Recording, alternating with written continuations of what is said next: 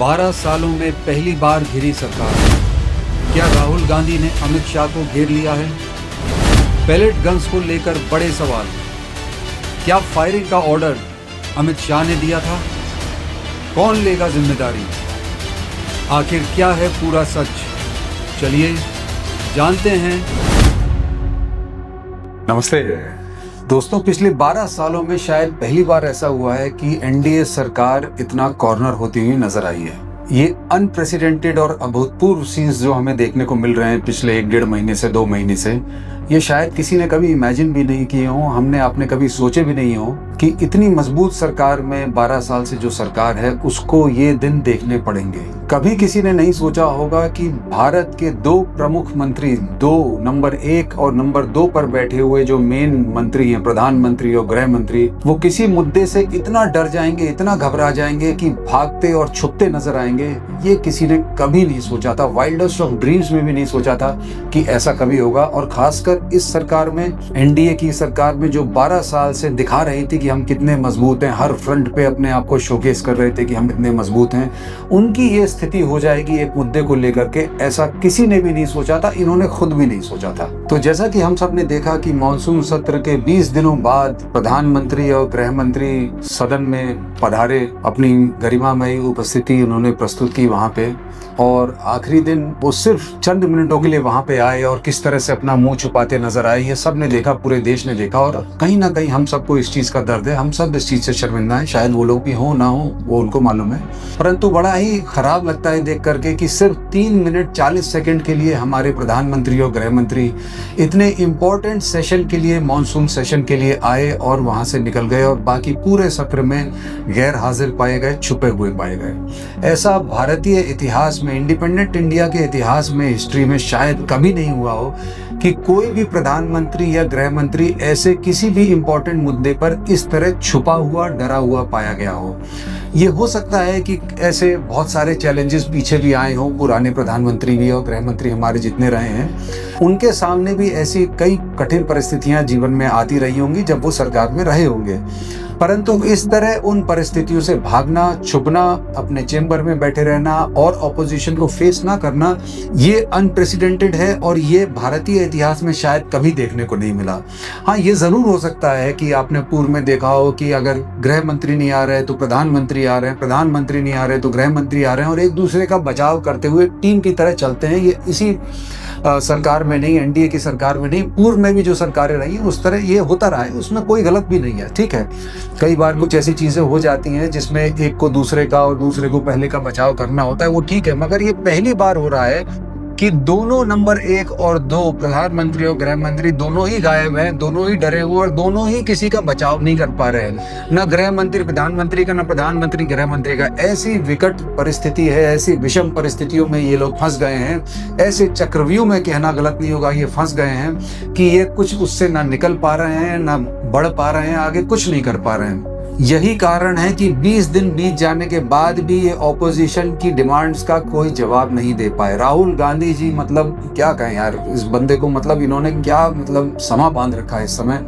भाई आप कितना ही हेट करिए, चाहे लाइक करिए, आप चाहे बीजेपी को फॉलो करते हो, चाहे आरएसएस को फॉलो करते हो, चाहे किसी को फॉलो करते हो ना करते हो, मगर एक चीज से आप नहीं मना कर सकते, एक चीज को आप डिनाई नहीं कर सकते कि राहुल गांधी को अब कोई भी कमजोर आंख करके नहीं देख सकता। आप उनको इग्नोर नहीं कर सकते। भारत की राजनीति में उनका नाम सुनहरे अक्षरों में लिखा जाएगा और उनको इग्नोर नहीं किया जा सकता। अगर प्रधानमंत्री जी ये कहलवाना चाहते हैं कि वो one of the strongest prime ministers रहे हैं अब तक के भारतीय इतिहास के, अगर गृह मंत्री जी अपने आप को ये कहलवाना चाहते हैं, जिसमें बहुत बड़ा क्वेश्चन मार्क हो गया और वो हम आगे डिस्कस भी करेंगे आगे चल करके, कि वो सरदार पटेल के बाद एक लौह पुरुष के तौर पे उतरे हैं और वो अपने आप को उस रूप में देखते हैं, तो ये भी कहना गलत नहीं होगा अगर सच्चे दिल से पूछें कि शायद भारतीय इतिहास में इतना मजबूत ऑपोजिशन लीडर आज तक देखने को ना मिला हो, जैसा कि हमने राहुल गांधी के रूप में देखा है। उन्होंने जिस तरह से एक छतरी के नीचे सारे ऑपोजिशन को ले करके और इनके ऊपर जो अटैक पे अटैक और बम्बार्डमेंट कर रखा है, उसका इनके पास कोई जवाब नहीं है। ये वो बनता है जो सामने चैलेंज करता है कि आकर के मेरे से डिबेट करो, सामने आता है, कहता है कि मेरे सामने बैठो, मेरे मुंह पे मेरा जवाब दो, और ये लोग लाजवाब हैं, ये जवाब नहीं दे पा रहे। राहुल गांधी आजकल पता नहीं कौन से फॉर्म में चल रहे हैं, क्या कर रहे हैं, क्या खा रहे हैं, समझ नहीं आ रहा। ये वही पप्पू है दोस्तों, जिसको बीजेपी ने पप्पू घोषित कर दिया था। ये वही आदमी है जिसको इन्होंने इतना जलील किया था, इतना बेगैरत समझ लिया था, इतना मतलब नीचा दिखाने की कोशिश किया था, और आज ये ऐसा खड़ा है, as tall as a mountain ये खड़े हुए हैं कि ये ऐसा चप्पू चला रहे हैं, कि ऐसा चला रहे हैं कि इनको पता ही नहीं चल रहा है कि एनडीए की और बीजेपी की और खासतौर पर अमित शाह साहब और नरेंद्र मोदी साहब की नाव कहाँ पलटी जा रही है, कहाँ हिचकोले खा रही है, कुछ पता नहीं चल रहा है। ये वही आदमी है राहुल गांधी, जिसको एक बार प्रधानमंत्री जी ने पार्लियामेंट में सदन में खड़े होकर ट्यूबलाइट बोला था,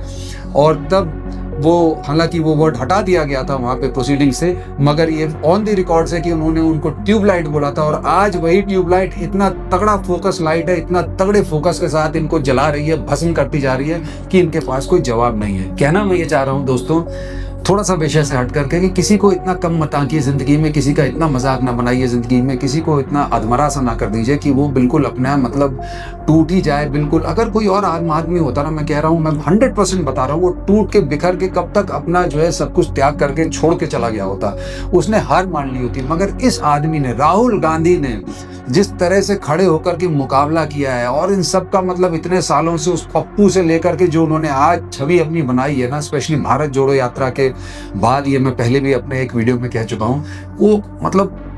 अद्वितीय है। मतलब वो मतलब हो ही नहीं सकता, वो एक आम आदमी के लिए करने के लिए असंभव है। मैं ये जानता हूँ, बहुत कठिन है, और ये उन्होंने करके दिखाया है, और ये एक इंस्पिरेशन है जनरेशन के लिए, स्पेशली हमारी जेंजी के लिए, कि आप कहां से कहां तक उठ करके आ सकते हैं। लोग आपको कितना धक्का दें, कितना दबाएं, कुछ भी करें, मगर आप में अगर वो क्षमता है, अगर आपके अंदर वो शक्ति है, तो आप उन सब परिस्थितियों से लड़ेंगे और उभर करके आएंगे, और आप ऐसा जवाब देंगे अपने ओपोनेंट्स को, अपने विरोधियों को, ऐसा तमाचा मारेंगे उनके मुंह पर के कि वो जिंदगी भर याद रखेंगे कि भाई इस आदमी को हम क्या समझते थे, क्या हमने इसके साथ किया, और ये क्या आज हमें ऐसी तैसी हमारी मचा रखी है। बहरहाल मुद्दे पर आते हुए, राहुल गांधी जी ने ऐसे चक्रव्यूह में इनको फंसा दिया है सरकार को। और सरकार, जब मैं कहता हूं कि सरकार का मतलब पूरी सरकार नहीं है, सरकार माने सिर्फ नरेंद्र मोदी जी और अमित शाह साहब, क्योंकि सरकार का मतलब ही यही है, सरकार इन्हीं के इर्द गिर्द घूमती है, बाकी सब तो जो है पपेट्स हैं। शायद कहना गलत होगा थोड़ा सा, मगर मन में आ रहा है तो व्यक्त कर देता हूँ, शायद पपेट्स हैं और चाकर हैं ये लोग। इसलिए सरकार का मतलब है सिर्फ नरेंद्र मोदी और अमित शाह साहब। इन दोनों के इर्द गिर्द जो भी कुछ होता है और जो भी ये फैसले लेते हैं, वो मतलब सरकार है। बाकी जितने भी कैबिनेट मंत्री हो गए और मिनिस्टर्स हो गए, जो भी कुछ है बीजेपी के पास, वो सब एक तरफ, ये दोनों एक तरफ, सरकार मतलब नरेंद्र मोदी और अमित शाह। तो राहुल गांधी साहब ने इनको ऐसी स्थिति में फंसा दिया है कि ना निकला जा रहा है, ना खाया जा रहा है। और कहते हैं कि वो कहावत है कि सांप के मुंह में छछूंदर, कि निकले तो अंधा और खाए तो कोढ़ी, मतलब वो वाली स्थिति इनकी बना करके रख। राहुल गांधी जी ने इनसे दो ऐसे प्रश्न पूछ लिए जिनका इनको जवाब ही नहीं मिल रहा है, और मतलब बिल्कुल प्योर मतलब इनकी राजनीति धरातल पे लाके रख दी है। उनका मतलब समझ नहीं आ रहा कि क्या जवाब दें। राहुल गांधी जी ने, हम सबको मालूम है, सिर्फ दो चीजें लाई हैं सामने। पहला ये कि गृह मंत्री ये बताएं कि उन्होंने पुलिस को पेलेट गन्स फायर करने का हुक्म दिया था कि नहीं दिया था। यदि गृह मंत्री ने पेलेट गन्स चलाने का या गोली चलाने का हुक्म दिया था तो वो कल्पेबल हैं, यानी कि जिम्मेदार हैं। और यदि उन्होंने पेलेट गन्स चलाने का हुक्म नहीं दिया था और उनके हुक्म के बावजूद दिल्ली पुलिस ने वहां पे पेलेट गन स्टूडेंट्स पे चलाई, तो वो इनकॉम्पिटेंट हैं, या सीधी भाषा में उनको राहुल गांधी जी ने नालायक घोषित कर दिया है। दोनों ही परिस्थितियों में उनका कहना है कि यदि हुक्म दिया था चलाने का तो वो इस्तीफा दें, और यदि नहीं दिया था तो चूंकि वो इनकॉम्पिटेंट होम मिनिस्टर है, इसलिए भी उनको इस्तीफा देना चाहिए। यानी कि खाई इस तरफ भी है, उस तरफ भी, और अमित शाह साहब को इस समय समझ नहीं आ रहा कि जाऊं तो जाऊं कहां। इस समय अमित शाह साहब का कोई हाथ पकड़ने वाला भी नजर नहीं आ रहा है। प्रधानमंत्री मोदी जो हमेशा उनके बचाव में खड़े होते थे, डिफेंस में खड़े होते थे, पूरा बीजेपी उनके डिफेंस में आ जाता था। आरएसएस भी कुछ हद तक आता था, बहुत तो नहीं आता था, क्योंकि आरएसएस वैसे भी अंदरूनी समाचार के अनुसार उनसे परेशान चल रहा है काफी समय से,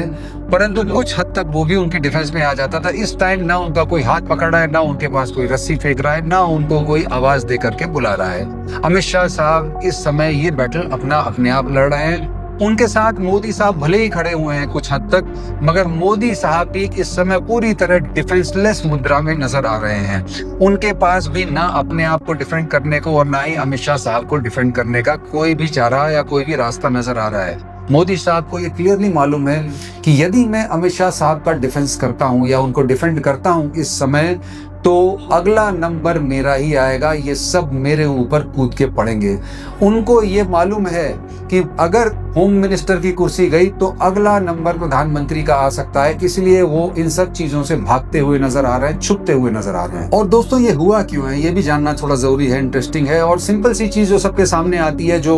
बाकी इवेंट्स हैं उनको हम एक बार पूरा जानेंगे कि क्यों ये हुआ, कहाँ से गड़बड़ होना शुरू हुआ और कैसे ये स्थिति आज तक बनी। उससे पहले ये जानना बड़ा सिंपल सा है कि जिस तरह का अहंकार और जिस तरह का हाई हेडेडनेस इन दोनों में भर गई थी, शायद नरेंद्र मोदी साहब में और अमित शाह साहब में, कहते हैं कि सरकार में वो हाई हेडेडनेस थी, पर सरकार में और बाकी मंत्रियों में वो हाई हेडेडनेस, वो अहंकार तभी आया जब उन्होंने देखा कि हमारे टॉप 2 बॉसेस इस तरह अपने आप को अलाइन कर रहे हैं, इस तरह की बातचीत कर रहे हैं, अहंकार से भरे हुए हैं। तो वही अहंकार जो था उनका, वो पर्कुलेट डाउन हुआ सारे मिनिस्टर्स में और सारे लोगों में, और तभी उन्होंने इस तरह की भाषा और इस तरह की बातें करना शुरू की जो सबको दिखता था कि बिल्कुल अहंकार से भरी हुई थी। और इन दोनों महानुभावों के अहंकार का ही कारण है कि इनके साथ आज इनका ही कोई साथी खड़ा नहीं हुआ है, बीजेपी का भी नहीं, आरएसएस का भी नहीं। देखिए, मैंने पहले भी अपने एक वीडियो में कहा था कि जो कैबिनेट है,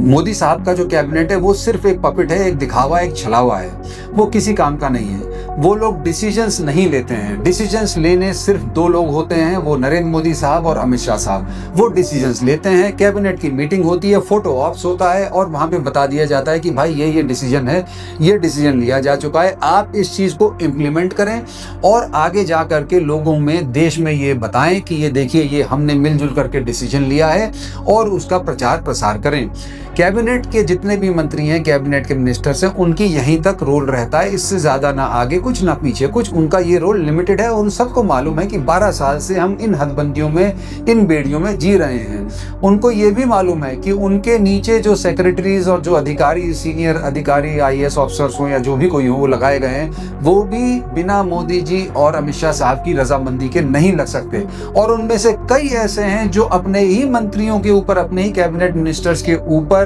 नजर रखते हैं, उनकी खबरें रखते हैं, और वो सारी खबरें पास होकर के मोदी साहब या मुख्यतः अमित शाह साहब के पास, हमारे चाणक्य साहब के पास भेजी जाती थी, जिससे ये सभी लोग त्रस्त थे, परेशान थे। और ये मौका इन सबको मिला कि भाई इतने सालों की परेशानी इस समय अगर हमारी दूर हो रही है तो बहुत अच्छा है। और ये साइलेंट ऑब्जर्वर और साइलेंट सपोर्टर हैं इन सब चीज़ों के, जो भी कुछ हो रहा है। पार्लियामेंट के आखिरी दिन या इस सेशन के आखिरी दिन में हमने भले ही देखा वो प्लेकार्ड्स लेके कुछ एनडीए के लोग खड़े हो गए, कुछ मिनिस्टर्स खड़े हो गए, कुछ मंत्री लगन खड़े हो गए, पर वो सब दिखावा था, वो दबाव की राजनीति थी। उनके ऊपर दबाव आया कि इतने दिनों से कुछ नहीं किया, तो उन्हें भी कुछ दिखाना था, देश को दिखाना था कि हम भी एग्रेसिव हो रहे हैं, झारखंड के मुद्दे पर हम बोल रहे हैं, हम कुछ कहना चाह रहे हैं, इसलिए वो सब दिखावा था, छलावा था, और कुछ नहीं था। किसी का भी अंदर से ये मन नहीं है कि वो अमित शाह साहब का, स्पेशली मोदी साहब का, चलिए फिर भी थोड़ा सा सॉफ्ट कॉर्नर लोगों के मन में हो सकता है, पर अमित शाह साहब का बचाव करें, ये बीजेपी में भी किसी के मन में जरा भी नहीं है। और खास तौर से दोस्तों, जो मैं पिछले वीडियो में भी कह चुका हूँ, इस बार फिर दोहरा रहा हूँ कि किसी भी मिनिस्टर की ये हिम्मत नहीं है कि वो जेन जी के अगेंस्ट जा करके कोई भी बयान दे या किसी को भी समर्थन दे जो जेन जी की नजरों में आ चुका है। वो अपना पॉलिटिकल करियर किसी और के लिए बर्बाद नहीं होते देखना चाहते, वो नहीं चाहते। वो जानते हैं कि ये आने वाली पीढ़ी जो है, ये हमारी वोटर होगी, ये हमारा मेजर वोटर बेस होगा हिंदुस्तान का। अगर इसको हमने नाराज कर लिया, कुछ ऐसे बयान दे दिए या कुछ ऐसे कथन कर दिए, तो भैया ये तो जाएंगे जाएंगे, हमारा फ्यूचर, हमारे बच्चे जो नेतागिरी में आ रहे हैं, जो पॉलिटिक्स में आ रहे हैं, उनका और फ्यूचर चला जाएगा। ऐसा मत करो भैया, अपना दूर रहो, अपना निपटते रहेंगे ये लोग, अपना आराम से बैठे रहो, चुपचाप बैठे रहो, और ऐसा करो कि भैया हमें पता नहीं क्या करना है, आप ही लोग निर्णय अब तक लेते थे, अब आप लीजिए भाई, हम लोग कहाँ, हम लोग तो इनकॉम्पिटेंट है वैसे भी, तो आप ही चूंकि अब निर्णय लेते थे, तो आप ही देखिए इससे कैसे बाहर आना है। तो ये सबके मन में चल रहा है। तो दोस्तों, कहानी यहीं खत्म नहीं हुई है, असली कहानी तो अभी शुरू हुई है। असली सवाल तो अब शुरू होता है, आखिर में सस्पेंस, जवाब मिलेगा पार्ट 2 में।